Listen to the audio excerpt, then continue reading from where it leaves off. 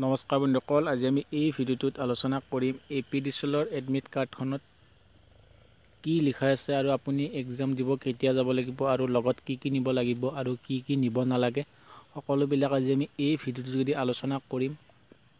তাৰ বাবে আপুনি মোৰ ভিডিঅ'টো শেষলৈকে চাই থাকক আৰু যদি চেনেলটো এতিয়ালৈকে ছাবস্ক্ৰাইব কৰা নাই তেতিয়াহ'লে ছাবস্ক্ৰাইব কৰিব আৰু লগতে ঘণ্টা বটনটো দবাই দিব যাতে মই দিয়া ভিডিঅ'বিলাক আপুনি মিছ নকৰে।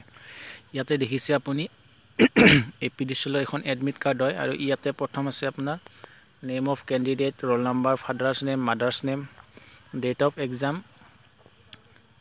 এইখিনি সচৰাচৰ থাকে আৰু টাইম অফ এক্সাম 10টাৰ পৰা 12টালৈকে। তাৰপিছত আছে আপোনাৰ ৰিপৰ্টিং টাইম 9 AM, 9টা বজাত আপুনি হাজিৰ হ'ব লাগিব বা তাৰ আগত হ'লেও কোনো কথা নাই, আপুনি তাৰ আগতে উপস্থিত হ'ব আৰু ক্লোজ টাইম আছে 10 AM, 10টাৰ পিছত আপুনি সোমাব নোৱাৰিব। আৰু exam centre with exam address এইজনৰ আছে আপোনাৰ সোণাপুৰ কলেজ, সোণাপুৰ কামৰূপ মেট্ৰ' আৰু ইয়াতে পিন নাম্বাৰটো দিয়া আছে আৰু আপুনি এইখন গুগলত চাৰ্চ কৰিও চাব পাৰিব কোনটো জেগাত আছে। আৰু ইম্পৰ্টেণ্ট বস্তু আছে এইখিনি। ইয়াতে প্ৰথমটো কৈছে যে আপুনি along with this admit card only, আপুনি এডমিট কাৰ্ডখন নিব লাগিব আৰু লগত আপোনাৰ যিকোনো এখন ফটো থকা আইডেণ্টিটি কাৰ্ড চৰকাৰী হ'ব লাগিব বা ড্ৰাইভিং লাইচেঞ্চ হ'লেও কথা নাই, PAN card, passport, school college ID proof, Aadhaar card বা পেন কাৰ্ড, ইয়াৰে যিকোনো এখন আপুনি অৰিজিনেল কপিটো নিব লাগিব আৰু লগত এটা ব্লেক বল পইণ্ট নিব লাগিব আপুনি OMR চিটখন ফিল আপ কৰাৰ কাৰণে। আৰু আপুনি দুটা কালাৰিং ফটো কপি নিব লাগিব যিটো আপুনি এপ্লাই কৰাৰ টাইমত দিছিলে সেই ছেম ফটো দুটা নিব লাগিব।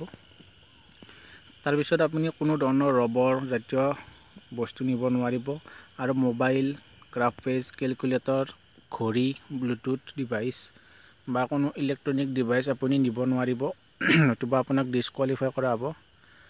আৰু যদি আপুনি কিবা কাৰণত এইবিলাক বস্তু লৈ যায় বা বেগ, কিছুমান কেণ্ডিডেটে ডকুমেণ্টছবিলাক লৈ যায়, বেগ লৈ যায়, ঘড়ী লৈ যায়, মোবাইল ফোন লৈ যায়, যদি আপুনি এইবিলাক লৈ যায় তেতিয়াহ'লে আপুনি তাত ৰাখিব লাগিব আৰু তাত ৰখাৰ কাৰণে তাৰ যিবিলাক আপোনাৰ ছুপাৰভাইজাৰ থাকিব সেইবিলাকৰ কোনো আপোনাৰ দায়িত্ব নাথাকিব।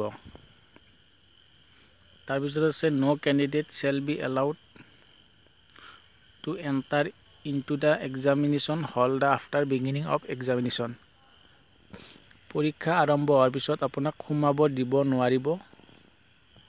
সেইকাৰণে আপুনি দৰকাৰ হ'লে আপুনি 1.5 ঘণ্টা 2 ঘণ্টা আগতে যাই উপস্থিত হ'ব। Candidate coming with this admit card will not be allowed to enter the examination hall, admit card অবিহনে আপোনাক সোমাব দিয়া নহ'ব।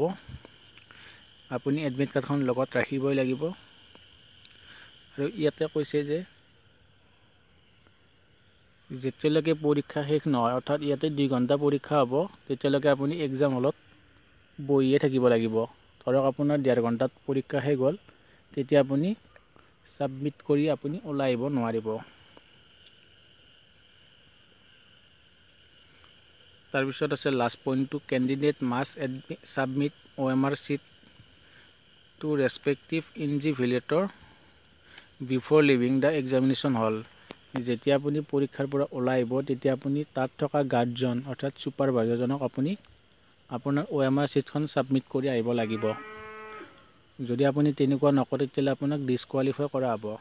আৰু লাষ্ট আছে আপোনাৰ আদাৰ ডিটেইলছ, ইয়াতে আপোনাৰ টোটেল মাৰ্কছ থাকিব 100 নম্বৰ আৰু টোটেল কুৱেশ্যন থাকিব 100টা আৰু ইয়াতে আপোনাৰ নিগেটিভ মাৰ্ক থাকিব 1 mark for its question, 0.25 negative marking for its wrong answer. প্ৰত্যেকটো কুৱেশ্যনৰ বাবে 1 নম্বৰ থাকিব। ধৰি লওক আপোনাৰ 10টা কুৱেশ্যন চাব, তাৰে যদি আপোনাৰ 6টা শুদ্ধ হৈছে, 4টা ভুল হৈছে, তেতিয়াহ'লে আপোনাৰ 0.25 মাৰ্কছ কটা যাব। আৰু ডিউৰেশ্যন 2 ঘণ্টা থাকিব আৰু আপোনাৰ মাল্টিপল চইচ কুৱেশ্যন থাকিব। এটা কুৱেশ্যনৰ বিপৰীতত 4টা উত্তৰ থাকিব, তাৰ পৰা আপুনি শুদ্ধ উত্তৰটো বাছি উলিয়াব লাগিব। হয় বন্ধুসকল, এইখিনি আছিলে। Thank U.